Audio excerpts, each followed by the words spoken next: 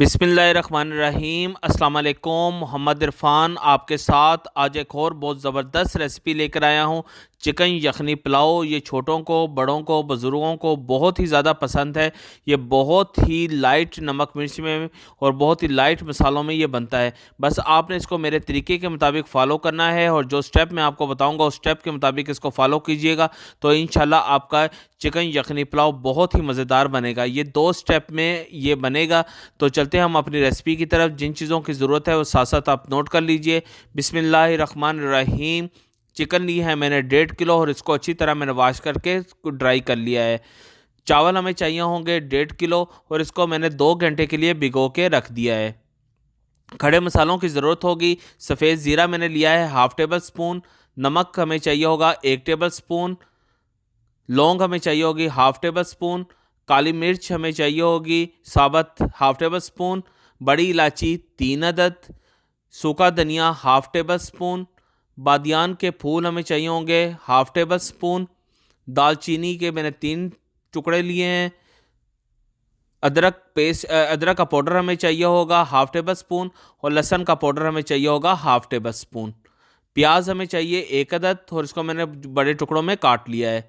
एक पतीली ले लीजिए और इसके अंदर जो चिकन हमने ली थी 1.5 किलो और उसके अंदर आपने ऐड कर देनी है और इसके अंदर आपने तकरीबन 3 लीटर पानी ऐड करके इसकी यखनी हमने बनानी है। जो खड़े मसाले हमने लिए थे वो सारे मसाले इसके अंदर आपने ऐड कर दीजिए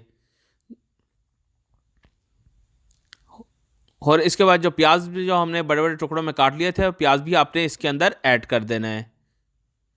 उसके बाद आपने इसको कवर लगा के तकरीबन आपने इसकी यखनी निकाल लेनी है। जब अच्छी तरह इसकी यखनी निकल आए यानी कि हमारा पानी 2 लीटर के करीब रह जाए तो फिर आपने इसको चिकन को आपने अलहदा कर लेना है। सारी चिकन बहुत आराम के साथ आप बाहर निकाल लीजिए और जो यखनी है इसको आपने किस जाली के अंदर छान के यखनी को अलहदा कर लेना है। ये बहुत ही आसान पहला स्टेप था। पहले स्टेप पे आपने सिर्फ चिकन की यखनी निकाल कर और चिकन को अलहदा कर लेना है और यखनी को आपने अलहदा कर लेना है। ये देख लें हमारी चिकन बिल्कुल गल चुकी है और ये अलहदा हमने कर ली है। फिर प्याज हमें चाहिए होंगे लच्छेदार तकरीबन 1 पाव। 2 अदद टमाटर इसमें यूज़ होंगे। दही हमें चाहिए होगा 1 पाव के करीब। लहसुन अदरक का पेस्ट चाहिए होगा हमें 2 टेबल स्पून। पुलाव मसाला हमें चाहिए होगा। पुलाव मसाले की रेसिपी आपको इरफान टीवी के ऊपर मिल जाएगी और डिस्क्रिप्शन में भी मैं इसका लिंक आपको सेंड कर दूंगा। आप वहाँ से देख के ये पुलाव मसाला भी बहुत अच्छी तरह बना सकते हैं। लेमन हमें चाहिए होगा 1 अदद। हरी मिर्च हमें चाहिए होगी 5 से 6 अदद और इसको आपने दरमियान से बिल्कुल एक कट लगाकर आपने रख देना है। सारी हरी मिर्च को आपने सिर्फ दरमियान से एक कट लगा लेना है। इससे जब हम इसको ऐड करेंगे तो इसमें इसका जायका खुशबू बहुत अच्छी तरह उसमें रच बस जाएगी। ऑयल हमें चाहिए होगा 1 कप के करीब। अब एक पैन ले लीजिए, पतीली ले लीजिए और इसके अंदर 1 कप जो हमने ऑयल लिया था वो ऑयल आप इसके अंदर ऐड कर दीजिए। जब ऑयल थोड़ा सा गर्म हो जाए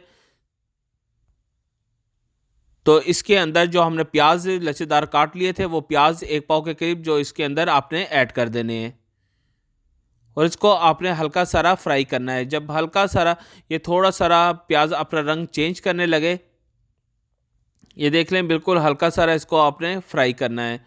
जैसे ही ये थोड़ा सा अपना कलर चेंज करना शुरू करेगा तो इसके अंदर आपने 1 टेबल स्पून सफ़ेद ज़ीरा ऐड कर देना है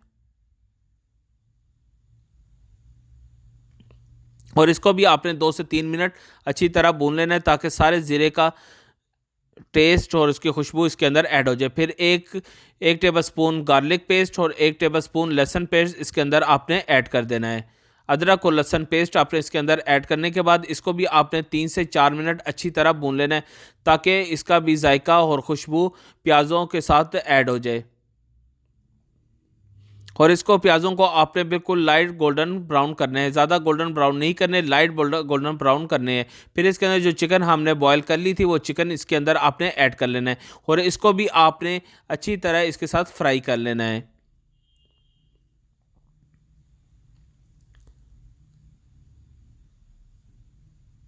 फिर इसके अंदर जो दही हमने लिया था वो दही 1 पाव के करीब वो इसके अंदर आपने ऐड कर देना है और इसको भी इसी के साथ आपने थोड़ा सा भून लेना है। ताकि सारा दही इसके अंदर जज्ब हो जाए।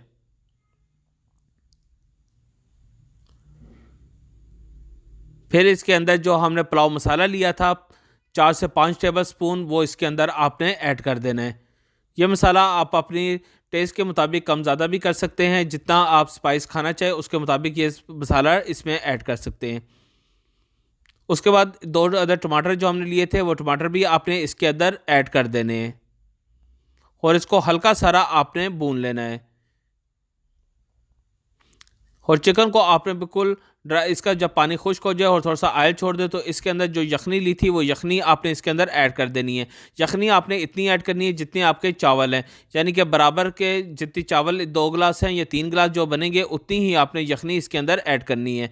फिर इसके अंदर हरी मिर्च जो हमने कट लगा के रख दी थी वो इसके अंदर ऐड कर दीजिए और नमक 2 टेबल स्पून और 1 टेबल स्पून आपने इसमें काली मिर्च ऐड कर देनी है और इसको आपने जोश आने देना है। जब अच्छी तरह इसका जोश आना शुरू हो जाए, यानी पानी जो यखनी है जो बॉयल आ जाए, तो इसके अंदर जो चावल हमने लिए थे वो चावल इसके अंदर आपने ऐड कर देने हैं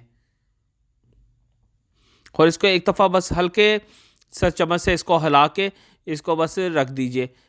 ज़्यादा इसको हिलाना नहीं है, इससे हमारे चावल टूट जाएंगे। फिर इसके अंदर 1 अदद लेमन आपने ऐड कर देना है, लेमन का जूस इसके अंदर ऐड कर दीजिए। इससे ये होगा कि चावल आपके एक एक दाना खिल कर आएगा और आपस में ये जुड़ेंगे नहीं।